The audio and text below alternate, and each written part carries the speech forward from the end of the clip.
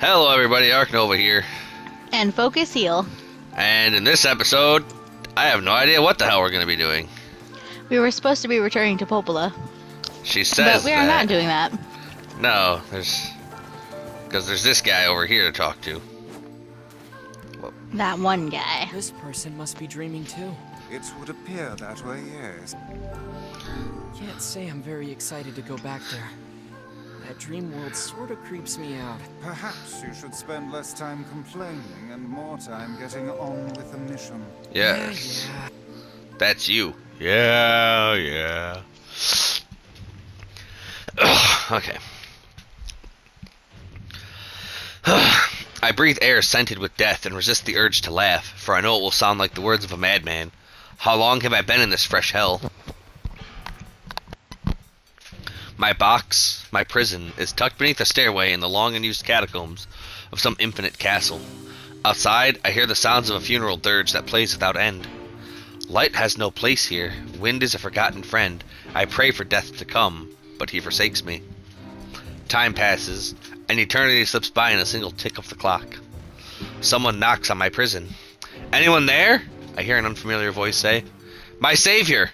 I claw at the door of my jail, embedding thick splinters under my ragged nails. I scream for help. I laugh. I sob. Surely this is the product of my addled mind. Surely it cannot be true. "Help me!" I cry. "For the love of all the gods, help me!" Impossibly, I hear the sound of a lock being torn out and falling to the floor.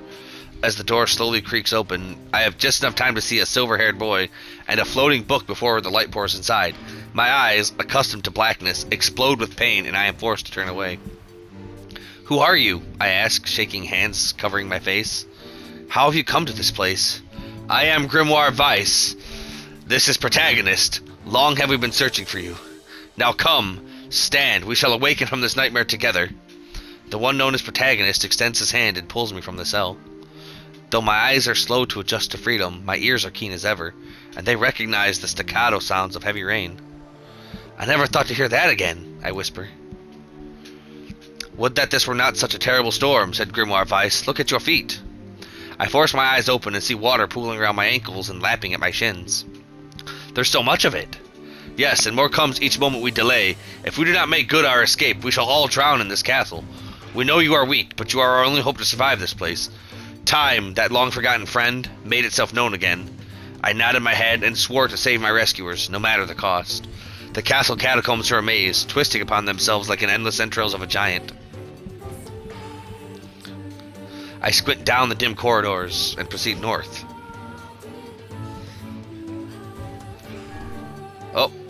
Oh, okay. It's an actual text adventure. At the end of the corridor, I find a row of 20 gorgeous canopied beds resting atop a carpet of velvet. All are covered in a thick layer of dust and cobwebs. Searching for the door to the next room, I come upon a shapeless mass of gray matter. It has been shoved against the side of the wall, and despite my fever, I think I see outlines of a door just beyond. When I reach out a finger and touch a piece of the mass, it turns to dust and drifts away on the wind. Realization slowly dawns, and I fall to my knees and weep. Corpses. I face a mountain of charred and crumbling corpses. I look from it to the beds and back again until the horror dawns fall upon me. Someone has piled up these bodies into a tower and set them ablaze. Whether they were alive or dead, I do not know, and sanity will not permit me to consider the proposition further. I make a sound, whether scream or laughter I cannot be certain. Then my mind grants me merciful blackness, and I find myself opening the door and leaving the most terrible of rooms. I squint down the dim corridors and let's go east. East-north. East-north-north. At the end of the path, the waters rise to my waist, exhausting me both physically and spiritually. I pray that this is the way out. Eventually, I can stand the sight of the waters no longer and turn my eyes upward.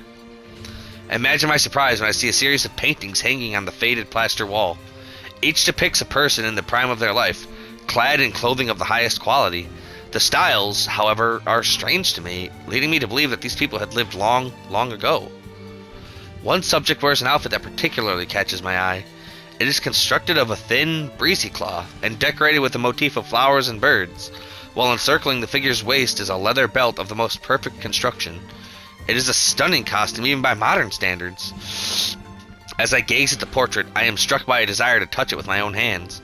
Yet, as I extend a single finger to the painting, I am gripped by a most unpleasant feeling. Staring closely at the image, I see it bend and warp into the shape of another finger.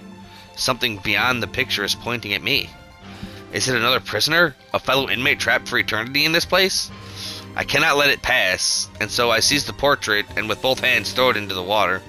The wall is hollow behind the painting, and inside I can just make out a body. Whether or not this is a prisoner, there would be no rescue. The poor soul is long dead. Scraps of clothing lie on the floor around the bones. Only a small amount of fabric has survived, but it features the same delicate designs that were depicted in the portrait. I have been admiring a row of corpses, blocked from view by portraits of each victim at their pinnacle. Enough!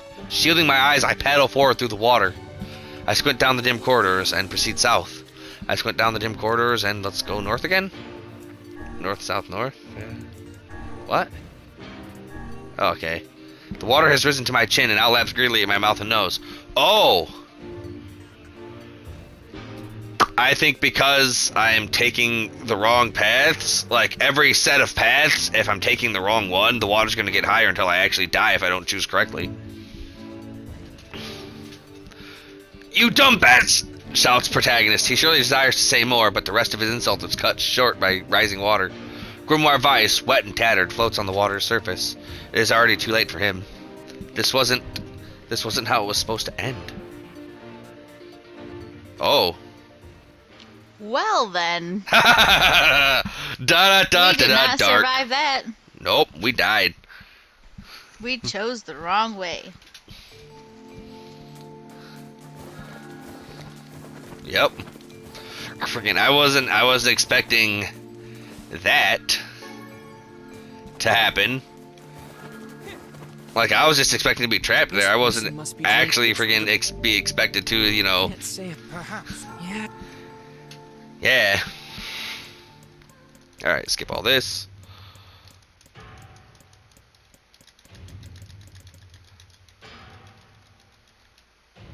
Alright.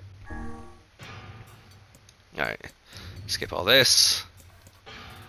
Alright, so we went south last time, right? During the second set? Or was it east? Oh no. I can't remember. Well, we're gonna We go. just did it. We're gonna go east. We're gonna go west. We're gonna go east. We're gonna go west. East. So this is just taking us back and forth. So let's go south. North.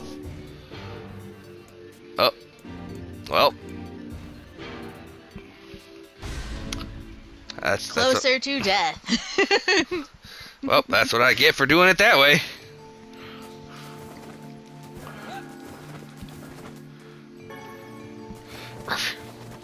Also, freaking, how dare protagonists call him a dumb bastard? Why couldn't he solve the puzzle himself? Can't. Yeah. We're supposed to be rescuing him. That is true. But man, this story about what's going on in this guy's dream is absolutely freaking horrifying. Yeah, drowning would not be good. I'm not even talking about the drowning. I'm talking about freaking everything going on in the castle. Alright, so south, north is no. So east, north. Let's go south. Let's go west. South? Nope, that's not right. Dang! I don't know what it wants me to do.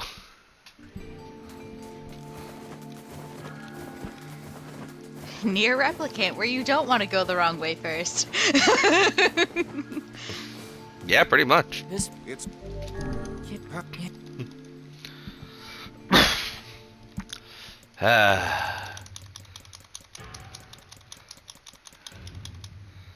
Alright, freaking. So I proceed north. So south just leads us back to north. If we go east, we can go north. Let's go east again. Find myself in a great hall with only the sounds of rain for comfort. The waterlogged red carpet squishes beneath my feet as I approach the center of the room. Once there, I behold a beautiful dining table upon which rests china and silver of the finest construction, as well as the remains of a fantastic feast.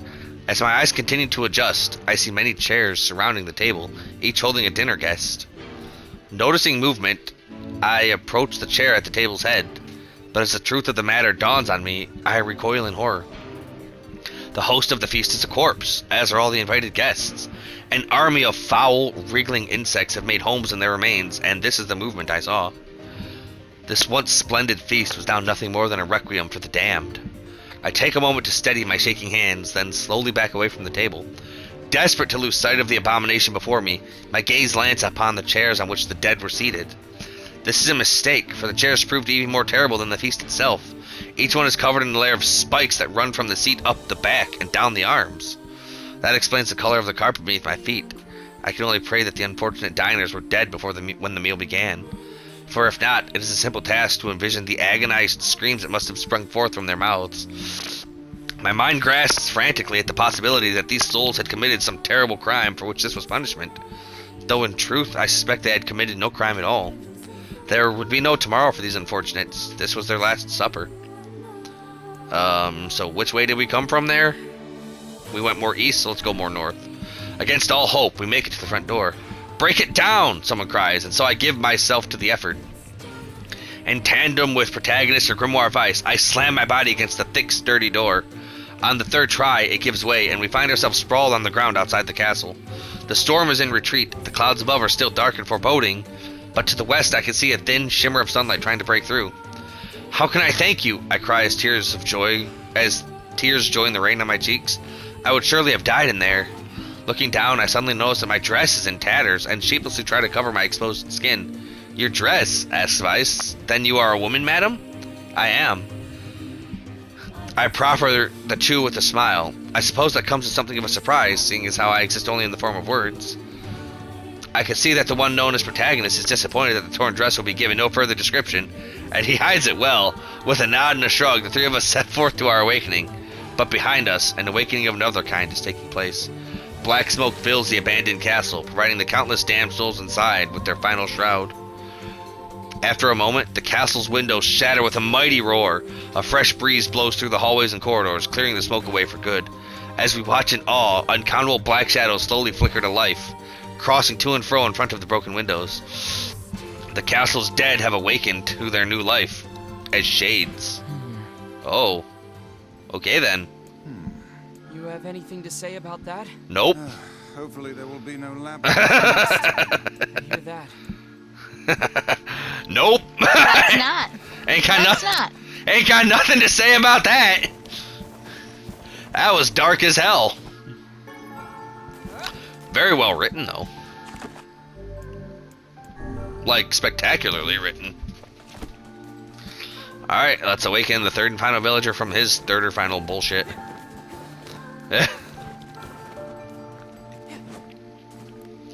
Another victim. This work certainly is trying. Enter this I villager's figured dream. a book like you would be into all this word stuff, Vice. Even I have my exceptions. Now let's be off.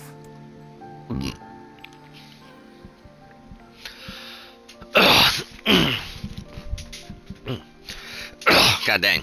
Alright. A colony of massive sculptures was visible in the distance, their tall forms scraping against the sky. Vice and protagonist never seen such a sight, and their eyes widened as they tried to take Those it in. buildings must be huge if we can see them from this far away. Hey! No voice acting. What do you think, Vice? As Vice considered his answer, the sun beat down on them with renewed ferocity. Perhaps they are some manner of mirage. He said. Under this heat, a mirage or two would hardly be an unexpected sight. Protagonist nodded and wiped the sweat off his brow, leaving a trail of sand in its place. He thought he'd never been so thirsty. The ancient road on which they walked was black and cracked with age. Here and there, thin wisps of grass pushed up through the rocky surface, as if defying those who had laid this material down over their home. The heat reflecting from the road made Protagonist lightheaded. His feet hurting, he crouched down to rest. I don't know how much longer I can do this. Is someone playing a joke on us or what? The complaining had already begun. Vice tried not to let his eyes roll too much. A joke, he said. No joke. This road leads to the city of art. Perhaps the path itself is simply some manner of grand artistic work. You don't sound very sure of yourself there. Perhaps not, but thinking of it in this way might make it easier for you to bear. Protagonist glanced at Vice's grinning face, shook his head, and resumed walking. As time passed, Arknova's feet grew more painful and his throat drier than he thought possible. He tried not to look further than the next step ahead, because the bright sunlight made him hesitant to trust his own senses. "We are definitely getting closer," said Vice in an effort to cheer his companion. "Yes, this much is certain." Encouraged, Protagonist lifted his gaze. Suddenly, he stopped walking, choosing instead to stand in the middle of the road with his mouth and eyes wide open and his finger pointing in the distance. "Water!" he cried. "It's water!" "Water?" asked Vice. "Preposterous! I don't see any water." "Over there, just ahead of us! Look! The sun is reflecting off of it!" Without waiting for a response, Protagonist sprang to life and bounded toward the sight. What in the... There was no water. There was nothing but sand in every direction. Protagonist closed his eyes and sighed as Vice floated up behind him and chuckled softly. "I believe this is known as a mirage," he said. "Many a desert traveler have spoken of such things." Protagonist shook his head, bewildered. Suddenly, he pointed off in the distance, his eyes wide once more. "Wait, there it is! I just missed it! Look, it's right there!" Protagonist sprinted off again, leaving Vice with no choice but to follow. After a few minutes of running, Protagonist came to a halt. "I could have sworn it was right around here." Confused, he put his hands up to his eyes and rubbed them vigorously. As soon as he stopped, he noticed a blue, shimmering pool of clear water just over the next rise. With a shout, he bounded off in search of it. The chase continued for nearly an hour until an exasperated Vice finally floated up to Arknova and struck him in the face with his cover. "Enough, you blithering idiot! Stop this at once! There is no water here!" Our protagonist's face clouded. "There isn't?" "There is not, and perhaps next time you will listen to me when I tell you as such." Vice paused for a moment, then continued speaking in a slightly kinder tone. "However, I suppose this mad chase was not altogether wasted. It seems we have arrived in the City of Art." Protagonist looked up. Stretched out before him was a row of impossibly tall sculptures. Their journey was at an end. "They're huge!" cried Protagonist, completely forgetting the heat and the pain of the past few hours. "I've never seen anything so big." Each sculpture was formed from roughly the same shape, a tall rectangle that stretched up toward the sky. But that was where the similarities ended. Most were covered in panes of glass that reflected light in 1,000 directions, while others seemed to be nothing but frames of steel. Some had tall spires on their tops, while others possessed triangular caps. "What kind of city is this?" said Protagonist. "Where are the people? Where are the houses?" "Perhaps the land is intended exclusively for artistic use." The debate continued as they made their way through the city. Miracles of artistry were everywhere. Great iron crates with wheels sat silent on steel rails. Beautifully carved works with lights of red, amber, and green dangled over every street. As they moved away from the massive sculptures, they found a great array of smaller ones. Some were covered in glass or brick, but many were composed of materials they had never before encountered. The sheer variety of colors and styles was staggering. Unable to find a theme or purpose to the abstract works around them, Protagonist and Vice eventually fell silent. On the outskirts of the city, they discovered 3 sculptures in the shape of humans. Protagonist uttered a sigh of relief as he approached them. "Finally, I was getting tired of modern art." The 3 statues were indistinguishable except for a single word chiseled into their right arms. One read Alpha, one read Beta, and the final one read Gamma. As Protagonist moved to touch the nearest statue, a bird flew from the top of one of the sculptures. Alighting on the statue's shoulder, it emitted a brief, beautiful song that took the form of words. "Only one form is real, the others are false. The real form will always speak the truth. The false ones will only speak lies." Crap. With that, the bird departed, as if on cue. The 3 statues shuddered to life, acquiring color and form as they began to breathe. "Hey, look at that," said Protagonist. "They're alive." The triplets bowed low before Protagonist. "Please," said Alpha, "you have to get me out of this nightmare. I am real." "Stop lying," said Beta. He turned to Protagonist and threw his hands in the air. "Alpha's a fake, you know. I am the real one." "What a load of crap," said Gamma. "Beta is a fake. Everyone knows I am the only real one around here." Their respective pleas given, the 3 statues returned to their frozen state as silent once more enveloped the city. When you consider all the statements, only one of them could be the real thing," said Vice. Protagonist furrowed his eyebrows and considered his answer.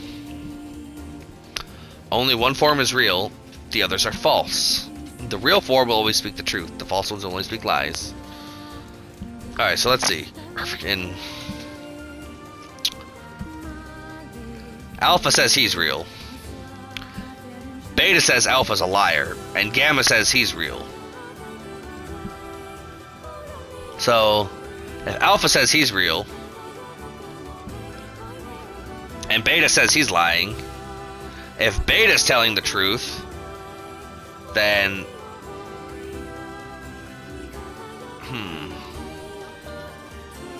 Freaking, I am not awake enough for this. Alpha's the real one. But Beta says Alpha's a liar. I'll be responsible for our death. Go with Beta. Hold up. Alright, freaking, so... I wish I could actually freaking hear their statements again. The Alpha says he's the real one. Beta says Alpha's lying and that he's the real one. So if Beta was telling the truth that Alpha is lying, then Beta would be the real one. But if Beta is lying about Alpha lying, that means Alpha's the truth? I go with Alpha. The real one is Alpha. The eyes of the statue shone with an eerie light. The light grew stronger and stronger until protagonist's advice were forced to turn away. Nope. It would seem. Yeah. We'd best act more. This is the. Damn it. And another victim. I figured. Even I.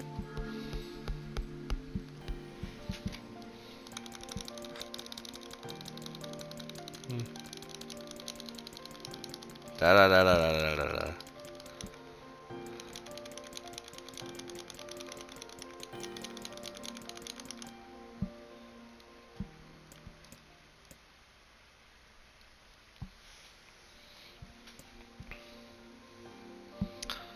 Alpha's a fake. You know I'm the real one.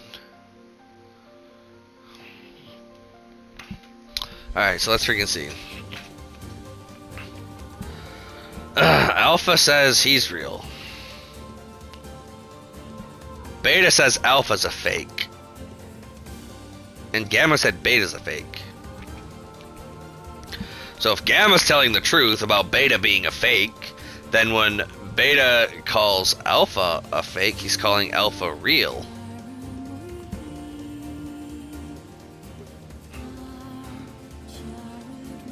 And if Gamma's lying, that means Beta's not lying. And if Beta's not lying, that means Alpha is fake. So let's see. So Gamma says Beta's fake. And if Beta's fake, that means Alpha's true. But we know Alpha's not true. So if Beta's lying about Alpha being a liar,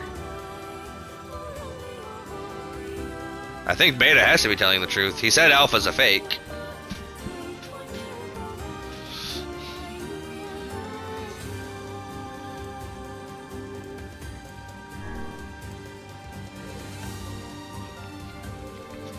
The ruin is Beta. Though protagonist's voice betrayed a notable lack of confidence, he was relieved to see Vice nodding at him.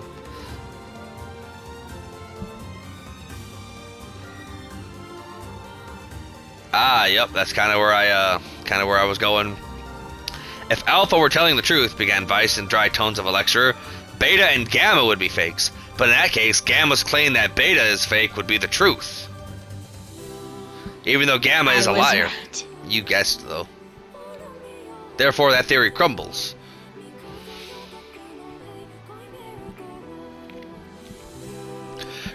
Now let us presume that Gamma spoke the truth. That makes Alpha and Beta liars. In this situation, however, Beta is calling Alpha a liar, which would leave us with two statues telling the truth. Finally, let's assume that Beta is telling the truth. If so, Alpha and Gamma's lies would make sense, therefore Beta must be real. As Vice finished his explanation, Alpha and Gamma crumbled soundlessly into dust, while Beta sprang to life once more. "Congratulations, villager," said Vice in a cheerful voice. The time to awaken has arrived." "Thank you for saving me," cried the villager.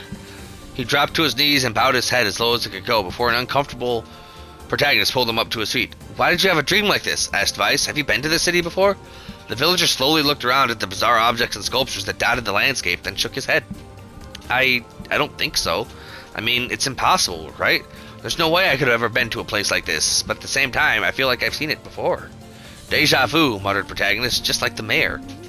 The vague sense of unease that struck protagonist during the mayor's dream spread once more through his mind. That was rough. I am positive I have seen that place before. Okay, that's enough. You getting all weird on me too. Okay, There. Yes, if the mayor's assumption. I think I have had enough wordplay to last a lifetime. Thank you very much. You're telling me. Anyway, let's go see the mayor. Yeah. To hell with going back to Popola. Oh, how wonderful. We had more adventures here to do. Here, I have something for you. Wow, this looks valuable. I can really have it? Of course, it's apparently a weapon of some renown, but we have little use for it. Well, we appreciate it. Thank you again for everything. No problem for everything. Let me guess, is that sword crap compared to what I've already got?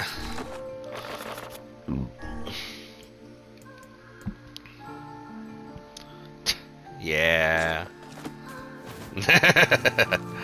Yeah. Alright, now we go back to Popola.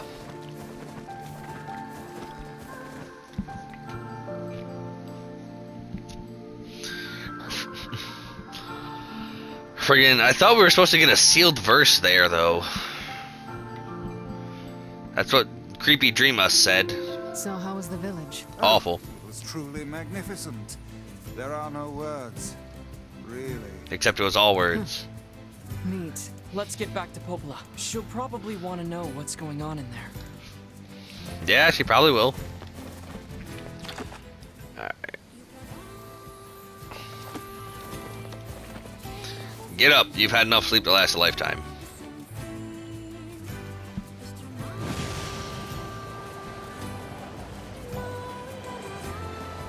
Riding on the boar. Oh, falling off the boar. Whatever. You don't deserve the boar. I was gonna say keep walking. No! Well, I was gonna do it to spite you.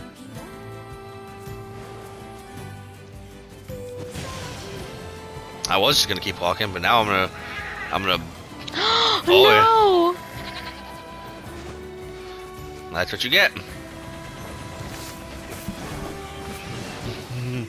That one survived. That's what you get. I was gonna Not keep. even going to chop it up. That's also what you get.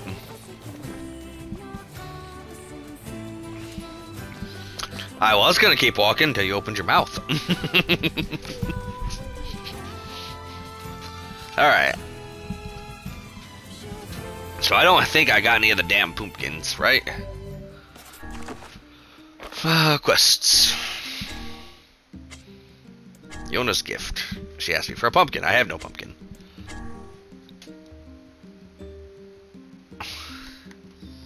I don't want to go back to Facade right now.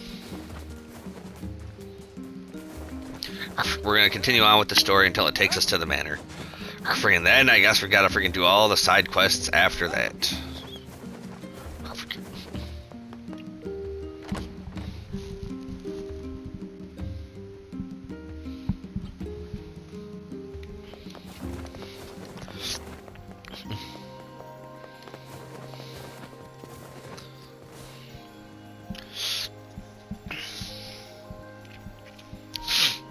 Death dream certainly is a strange illness. Yeah, it was something all right. Even I, with my natural love for words, have no desire to visit that place ever again. You guys did well. You've been making a lot of long trips lately. Are you sure you're not pushing yourself too hard? I'm okay. I can't just sit around all day while Yona's sick, after all. If you say so. So, anything I can do for you? Well, I suppose there is one thing I could use a hand with. Have you heard about our plans to repair the canal? Nope. The work probably won't happen for a while. But once it's done, we can use the canal for trade and travel and all kinds of useful things. Unfortunately, however, we're a bit behind schedule at the moment. If you're willing to help out, I'd really No problem. What do you need? Great. So, the man I originally asked to help on this project hasn't shown up for work in a few days. I'm Okay. starting to get a little worried. So, maybe you can head over to Seafront and check up on him? I'll mark the location of his house on your map. He always carries a red bag over his shoulder. Got it. Red Bag Man. Go find Red Bag Man.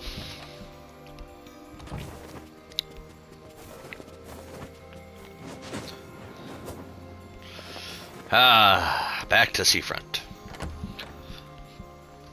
Time to see the front and not the back. And I'll be happy to get fast travel. A canal, is it? Fascinating. If we had a ferry, we could put these days of endlessly running about behind us. Yes, we could. That'd be Don't awesome. you just float everywhere anyway? Do you think I am borne aloft by the winds, lad? It takes stamina to maintain this height. Oh, really? You could at least try to hide the utter dismay, you know. I was just about to say, oh, he sounds so amused. He sounds like he cares so much. He doesn't care. He doesn't care at all. I wouldn't either. I mean, him floating is just as natural as you walking.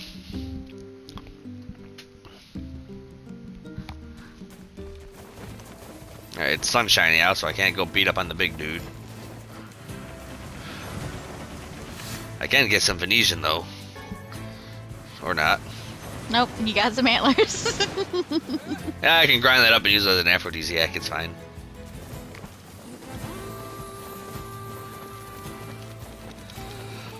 Alright, back to seafront. And I guess I'll buy a freaking Hopefully pumpkin. not to the old lady. No, she's probably dead by now. No.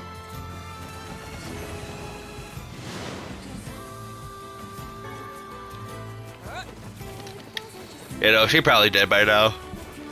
I'm sad now. I should have taken the boar.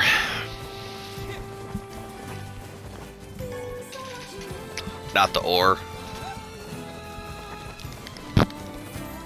Mostly ore.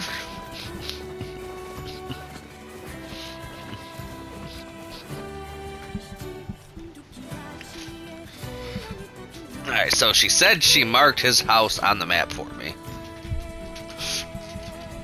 Shame it doesn't get marked on the big map, just the mini map.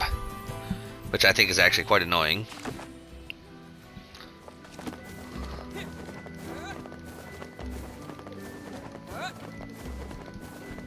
Hey, Red Bag Man. Hey, are you the guy who's supposed to help repair the canal? Popola sent me to... Get out of here. God, it's over. My life is over. Oh, his name is actually Red Bag Realize Man. Nothing good can come of being involved with this particular endeavor. Easy, Vice. Hey, so, are you alright? What happened? What didn't It's happen? My wife. She left home a week ago and hasn't come back. He hasn't come back. You got such a gruff exterior, but you sound like I'm this. so worried I can't even focus on my work. Oh, my sweet dumpling, where are you? Oh, she probably left because you sound like that. It's terrible.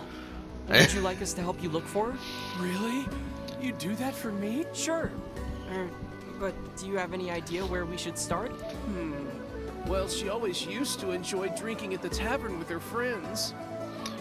You sound like such a freaking beta. Alright, then I guess we'll start with them. Thank you. This means the world to me. Oh, and by the way, my wife always carries a red bag, just like mine. If you mention that, it might ring some bells. I think she started carrying the red bag and he I've met copied some her. odd couples in my day, but none who felt the need to wander about flaunting matching luggage.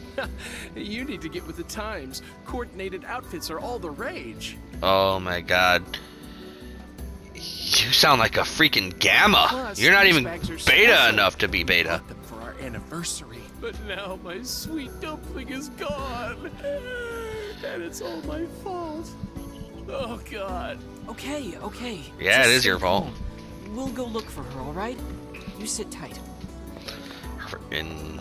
I'm willing to bet that man knows more about his wife absconding than he's letting on.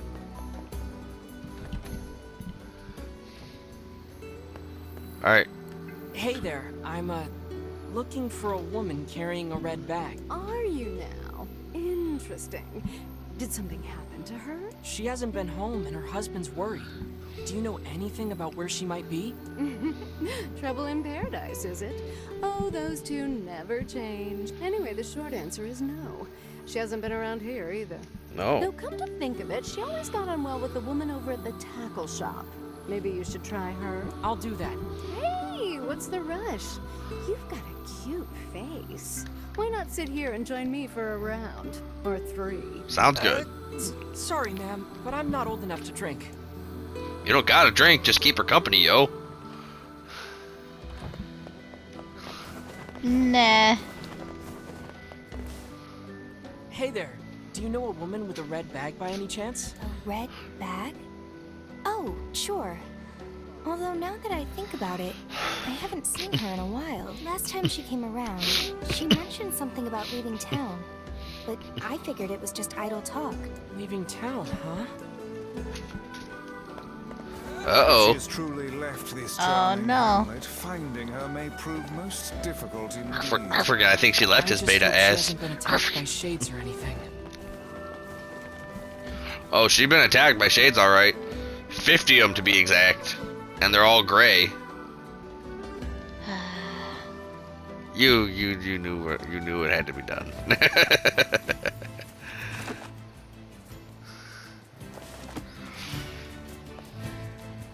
Nah, hell with it.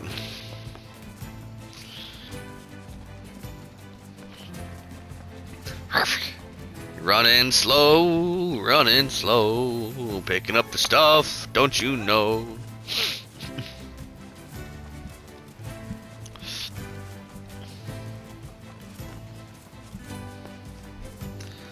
Ah. Oh. Interesting. Something about that shade seems rather odd. Did his wife get shaded? Yeah, I was about to say. Pretty obvious, like Uh-oh. the grim fate that happens Look to at these this. people. It is identical to the red satchel carried by the man who sent us on this mad. Perhaps it belongs to... Oh no. Do you think the shades got her? I fear it likely, lad. I sense no other activity in the immediate vicinity. Well, this is terrible. However difficult it may be, we've no choice but to tell the man the truth. No, I think we have a few other choices. Like, not going to talk to him at all. And just leaving the story unfinished for now. And forever. And never coming back to this game again. Or he will never know the fate of his wife. Also, why would she leave town without him? Unless she's trying to get away from him, which is probably the case. Well, now she's away from him forever. So she's probably happy now that she's dead. Because he seems... I wouldn't say that. Friggin'... He seems like a real putz. Oh, my wifey! Wah. Hey, did you find my sweet dumpling? Yeah, I she did. didn't, But we got this off a shade. Oh no. This is hers. So our fears were correct. Not anymore, it ain't. Oh God. How could this happen to her? You pushed her away. And this is all my fault. Yep. If I may, my good man, why did your wife leave home in the first place? She called me a beta bitch. It's because I think we should give him some time. No, we shouldn't.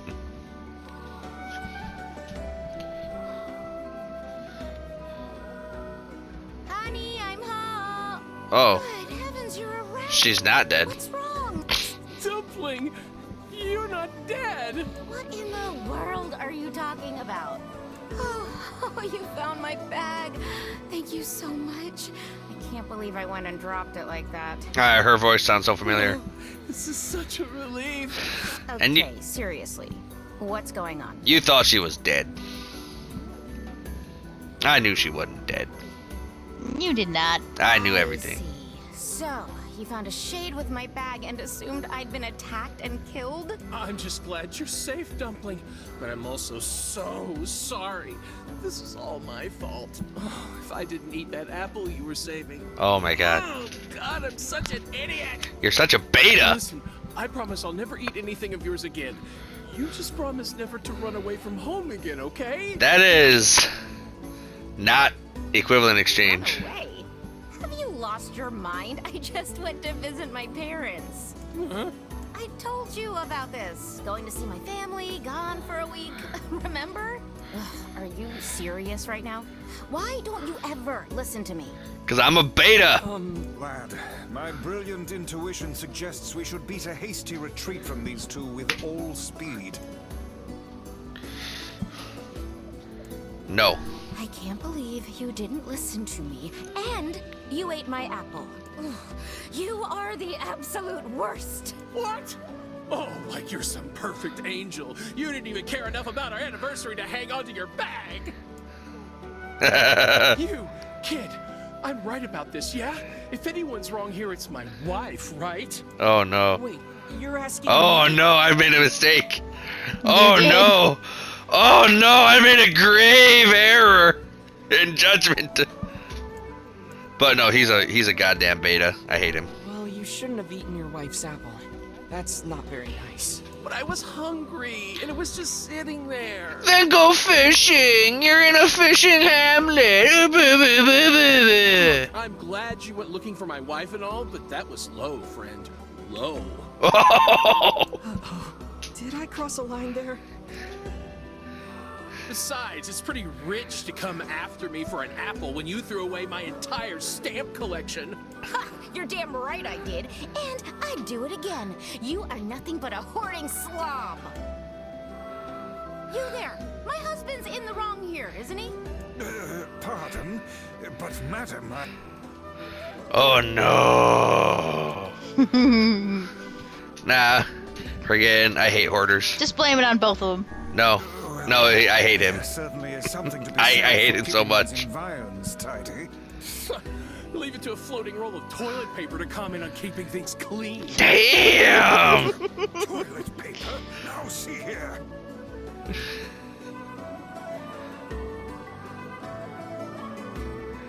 Damn. 1 hour later. Do you not even understand how frustrating this is, you colossal oaf? This is exactly what I hate about you. Fine, hate me. I'll still sleep like a baby knowing I'm not an unreasonable hag like you. Oh shit. Vice, what do I do? You turn on your heel and walk away as fast as your legs can carry you, my good lad. That's it. I have had enough. Instead of belittling me, why don't you get a proper job? Everyone in the neighborhood treats me like dirt, and it's all because of my unemployed slob of a husband. Actually, I have a job now. Wait, you what? You're kidding. Why didn't you tell me? Well, I sort of wanted it to be a surprise. Oh, you big silly Billy. Well, this calls for a celebration. Come on, I'm going to bake you a nice apple pie. He hasn't been working. Don't bake that pie.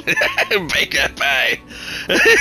He Bake doesn't deserve that pie. Bake that pie. No. No idea what just transpired, but it has utterly exhausted me. Well, looks like they made up, so all's well that ends well.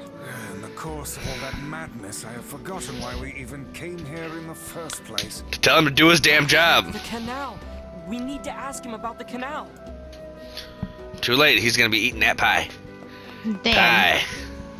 I can't thank you enough for all your help. I didn't do anything. Sure, but listen, we need to talk to you about the canal. Oh, right.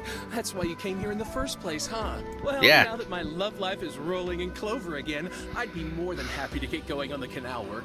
Oh boy. You wouldn't have a choice, otherwise you'd be out of a job again. And she'd be mad at you again. Tell me about it. Anyway, let's go give Popola an update. Yay. Best quest ever. Best game ever. It's the best game The ever. couple with the red bags were a strange pair indeed. It boggles the mind to think their relationship can persist despite such intense squabbling. Well, they looked pretty happy in the end, at least. Yeah, because now Maybe he's the working. secret to living a happy life is sharing your feelings. Yeah. Even when they're sort of mean and weird. Yeah, share your If feels. you adopt such a strategy, I may leave for groceries one day and never return. No, Dad, come back. Oh no. Daddy, no. Daddy! Jesus Christ, whoever wrote this game is a freaking genius. Oh my god.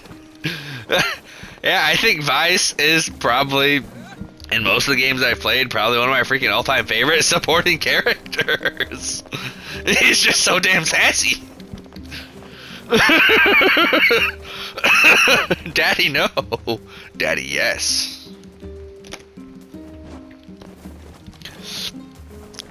But we're gonna call it here.